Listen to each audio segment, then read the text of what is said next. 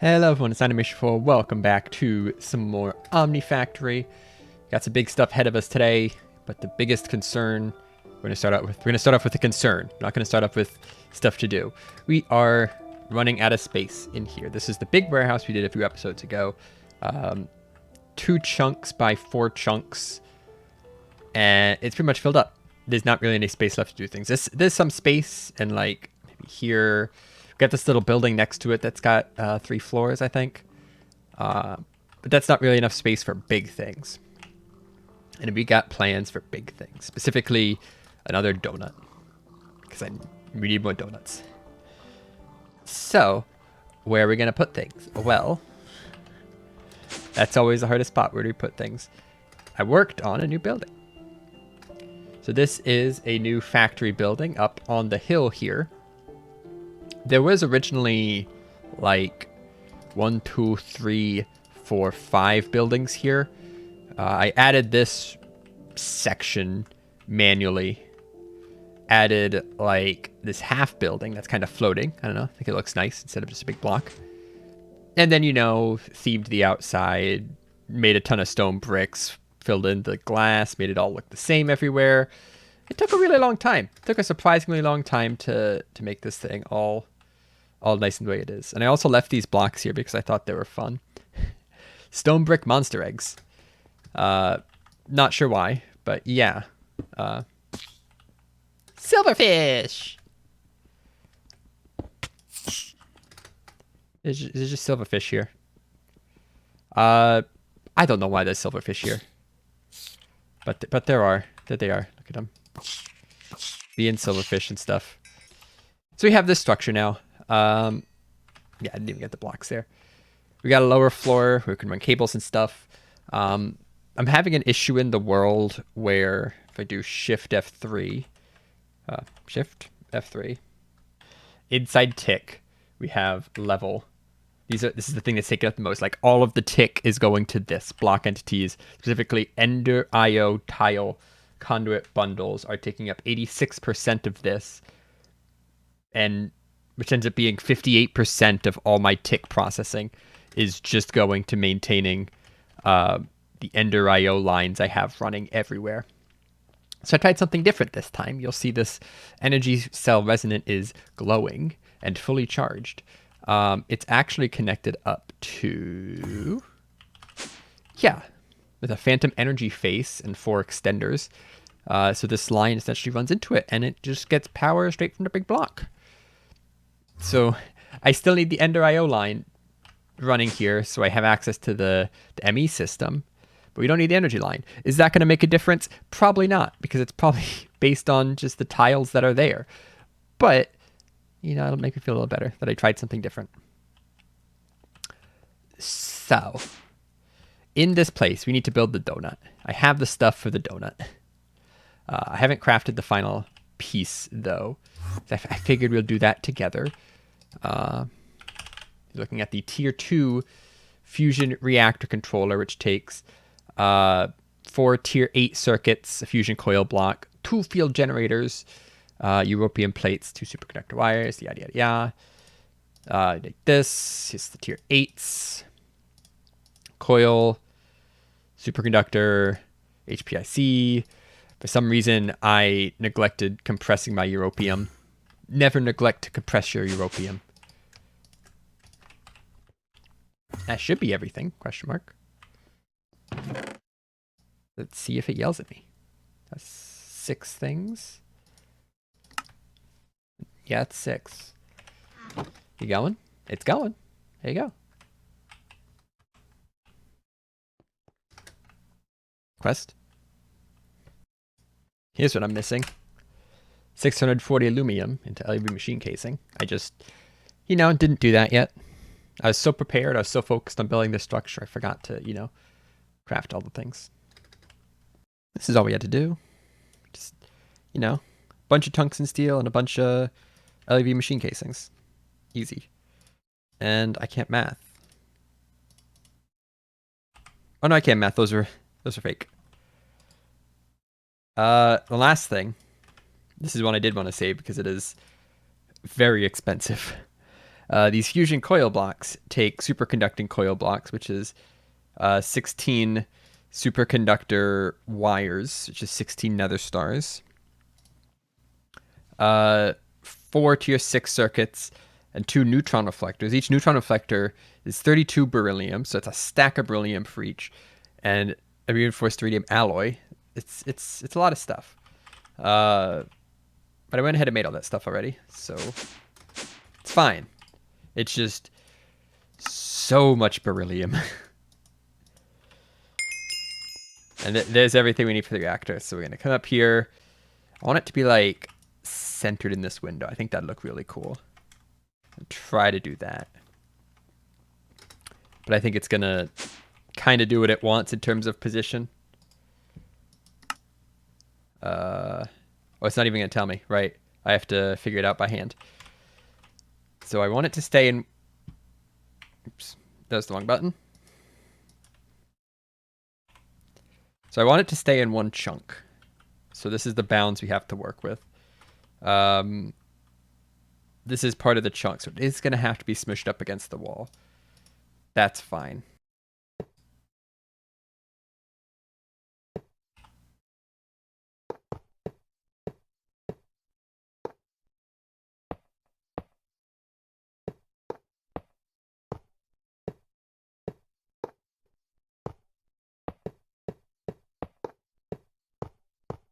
This should do it. Easy. Easy game. Got another donut.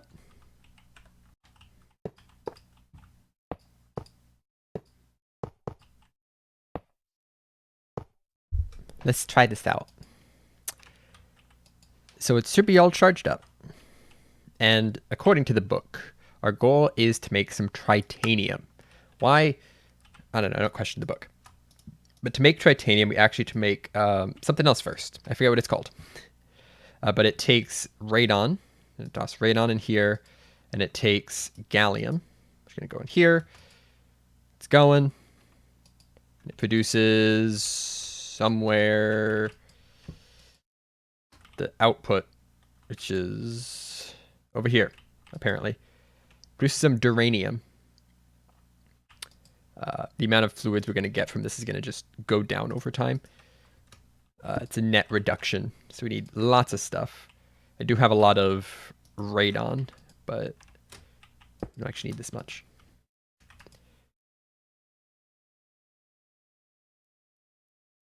And it'll just go. Just do its thing.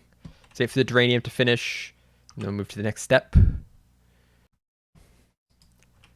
That took a surprisingly long time. It also dumped to multiple hatches. That's fine. So let's just grab this.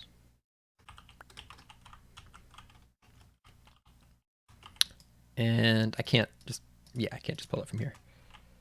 Drop that there. Fluid. Conduit. Do that. Make sure it doesn't go into there.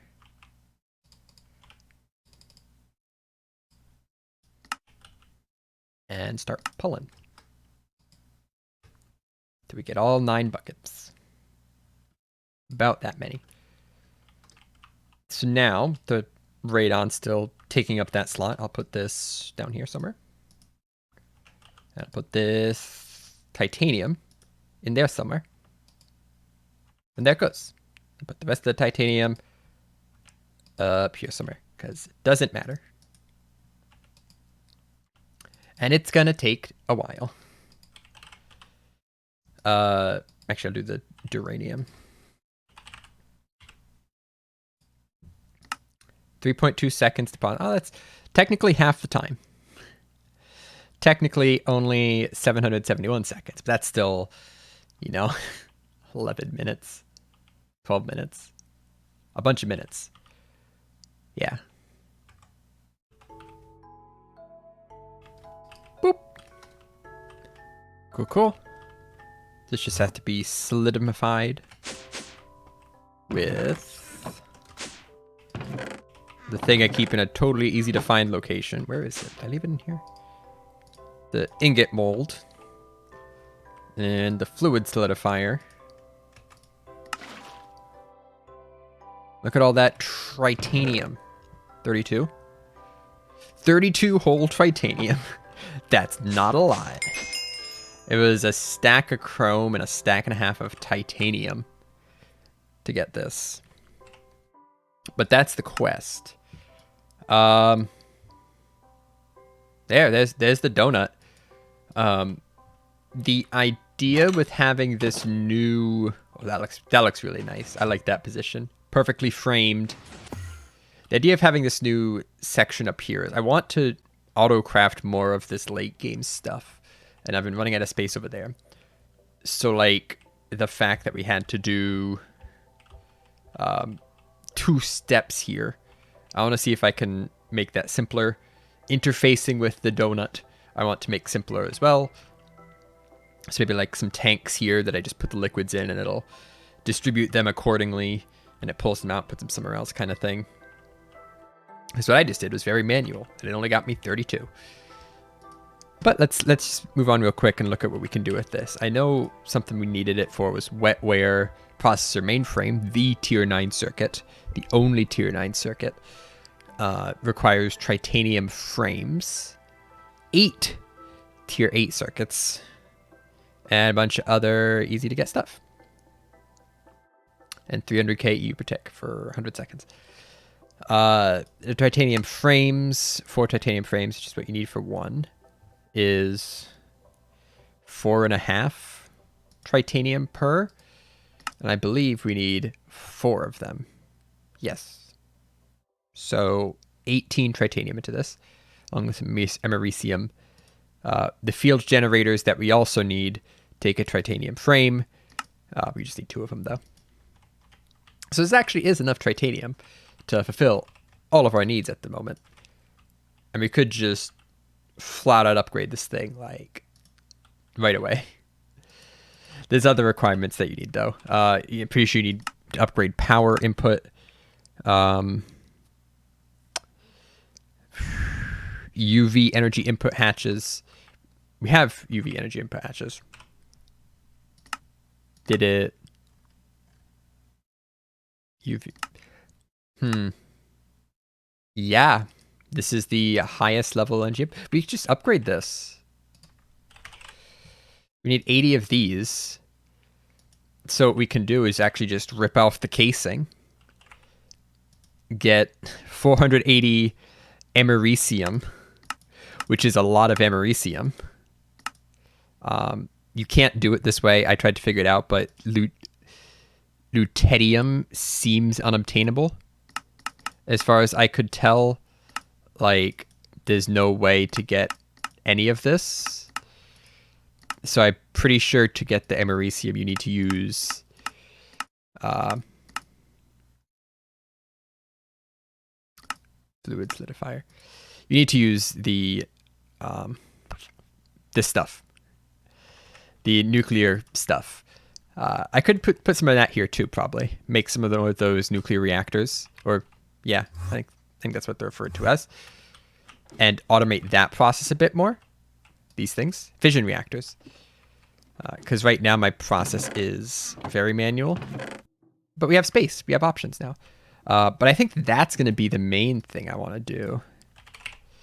Because americium is not only used to make this, but it also is used to make neutronium, along with nequadria. So we do need a lot of americium. I gotta tell you something. This little fission reactor here is not going to cut it anymore. So I made 10 of them. This is our wall of reactors. In theory, they are all safe because they have the redstone conduits, and they're all hooked up to do stuff. I need to get the power going somewhere, because I think if they fill up with power, they stop running. But there's a bunch of stuff underneath that's going to make this all work, and I shouldn't really have to do much thinking, which is good. Thinking's hard. So, really, I can't... I thought you could lock it by clicking the controller. We have 24 drawers here, 24 compacting drawers. Each compacting drawer corresponds with one of the isotopes. There are 24 isotopes. I made a huge like Excel spreadsheet of all the crafts and everything that comes out of it. So we're basing all of this stuff on that information. So we got thorium here. There's a thorium-230 and a thorium-232. Thorium-230 is actually useless. I say actually, it's 90% useless. It's only uses to become thorium-232 again. But this thorium-232, what we want to have happen is we want it to come out over here into this mechanical crafter. Not as blocks.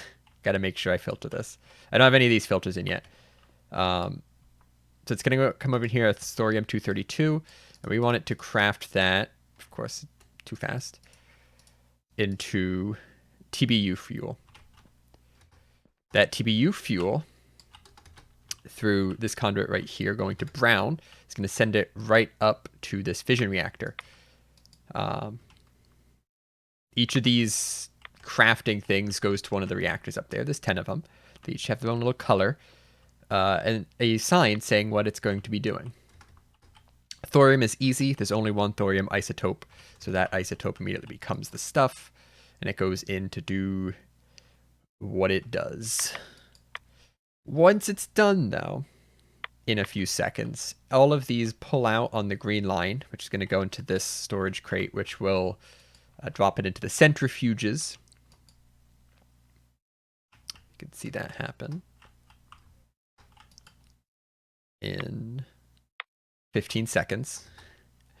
The centrifuges will centrifuge the depleted TBU fuel right here into some uranium and some neptunium. It makes tiny clumps, though, which is why we have compacting drawers. Compacting drawers will be able to take the tiny clumps and will automatically convert it to the full-size clumps, and there's no power. That's where the power was going. That makes sense.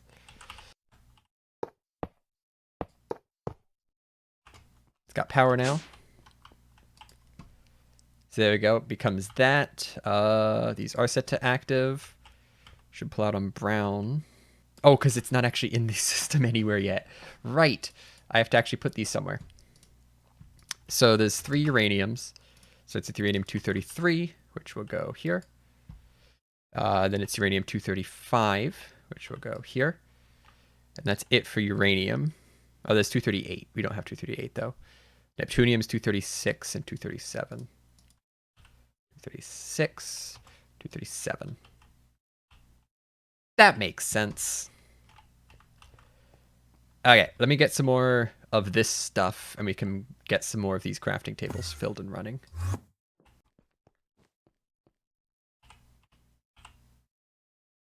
Oh, it's full. Wow. Got it filled up. Some plutonium, neptunium, all that good stuff. Lots of stuff in here, actually. So, thorium's easy. Now it gets to the hard stuff already. Uranium-233 and 235. So both of the uraniums, there's a low energy uranium and a high energy uranium. And that changes how much of that particular isotope you do, and then like the main isotope. So for uranium, 238 is the main isotope. It's used in all the recipes. And then you have the fuels made out of the 233 and the 235. I'm not 100% on which of these I want, which is why we have these tables. So the uranium-233 is going to be responsible for pulling some uranium-233 and some uranium-238 and storing it in here. So the low energy uranium. It's going to make a bunch of that. It's going to automatically put it in to be made in this reactor here. And then really quickly, we're going to run out of 233, and it's going to do the thing that I was afraid of it doing. That's fine. The reason I particularly want 233 I have this backwards? I have 233 has... Oh, 233 makes... Low energy 233 makes 24 americium, whereas the high energy only makes 8 americium. And my goal is to make a lot of americium, because that is one of the primary ingredients in neutronium. So americium is the goal. It's kind of like in the middle of all of the things. There are 4 elements before it. There's 3 elements after it. And you can only go that way. You can't backtrack. Once you get to like the later ones like curium, californium, you can't go back to thorium from there. So once you've passed americium, it's too late. It's gone. But everything before it, our goal is to maximize our americium output. How much of what we put in becomes americium in the end. All these emptying properly. There's some of this. Americium 243. So we have plutonium 242 here. This would be 241, 242, 243. Same for that. So there we go. We already got some of it here. And there it is, filling up with the wrong stuff. I'm going to get the numbered item filters in here to limit how much of each can go into whatever, but we're just going to move on. For uranium 235, I think I want HEU, uranium 235. So be some of this and some of this.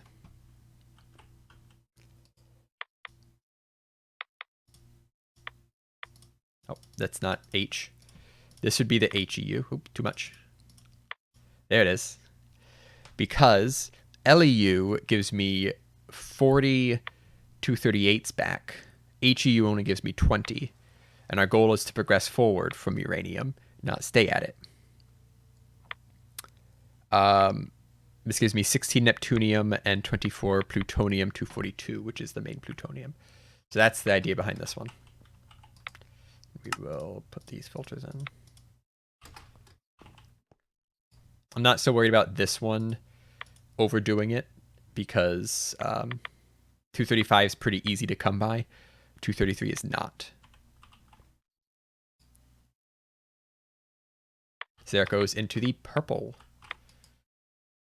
And this one is having to flicker on and off because it is too hot. I just realized I said it never goes back, but neptunium, high energy neptunium 236 does return uranium. That's the only one that steps back out of everything. So we're going to not do that. Yeah, there's that issue. They now have stored energy. Oh, this one has a lot of stored energy.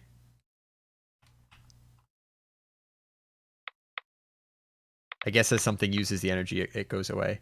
We're actually generating power here. What the heck? This isn't supposed to generate power. Can I change? No, it's always going to extract. The issue is, if it's not generating power, I need to power the CEF. But I want to be able to dispose of excess power. I don't have any. I have to get some. I'm just going to go grab some from over here. It's fine. Except they're full.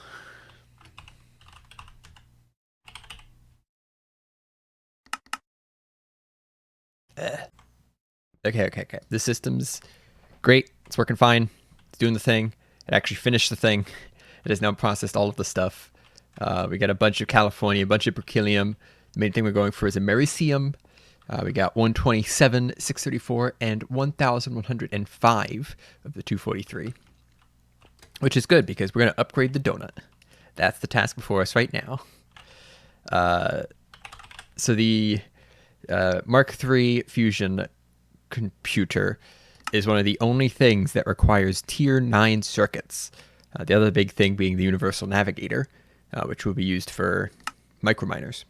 And I guess max batteries. And those are kind of used in a few things. But it's the first big thing.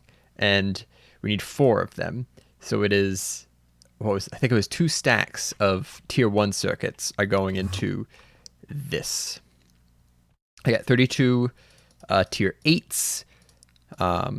a stack of RAM, a stack of, no, actually that's later. Only 16 coils, some titanium frames, 64 of these, 64 of these, 2 stacks of these, you know, all this top stuff. It can't all fit in here at once, so I kind of have to be smart about how I insert things. But in theory, this should get going. Darn it. I think I need a blue. Stack of blue. Don't want a stack of blue. Good. No. The last thing we need is enough power. It takes 10 buckets of water, because why not? Okay. That's a little silly. I don't think anything else takes water. Sure. Do I have any fluid input hashes? Fluid, no, I don't. I'll do the water manually. I don't feel like hooking up something to just send water into this. That was it. It freaking needed water. Oh, that's hilarious, but also super annoying. One down. Boom. Big ol' tier 9 circuits. So now we take these, combine it with all this stuff. And that should just work. Unless it also takes water. Nope, it's just gone. There it is. Fusion Reactor Computer Mark III. So the other thing we need for this is actually much simpler than this build. Let me go to here. We need 80 Fusion Machine Casings Mark II, which is a Fusion Machine Casing Mark I, and Americium. 6 of it each. So 480 Americium plates. And I believe this is a 1-to-1. So I get you 1, which becomes 1 plate. Yeah, so you need 480 Americium, which is a bunch. Yeah, let's grab some. There's 4 stacks. It's 256. Now I'll math it out in a bit. 7.5 stacks. It is 7.5 stacks. Not that stuff. Don't extract my conduits.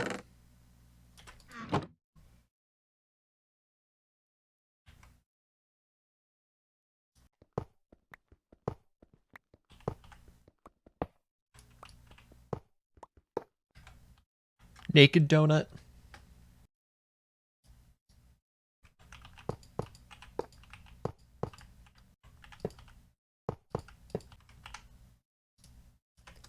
And this should do it. There we go. Fusion Reactor Mark III. We can theoretically now make neutronium. We'll do that next time because this episode's getting long. This took a long time. I spent a lot of time building just this building. But we had a good amount of progress here. We have this set up now to do all of that stuff for me. And we should be getting into some pretty late game things with this reactor, starting to get some neutronium, and working our way towards the tier 9 microminer into the tier 10 microminer. Cool stuff. Anyway, thanks for watching. See you next time. Bye-bye.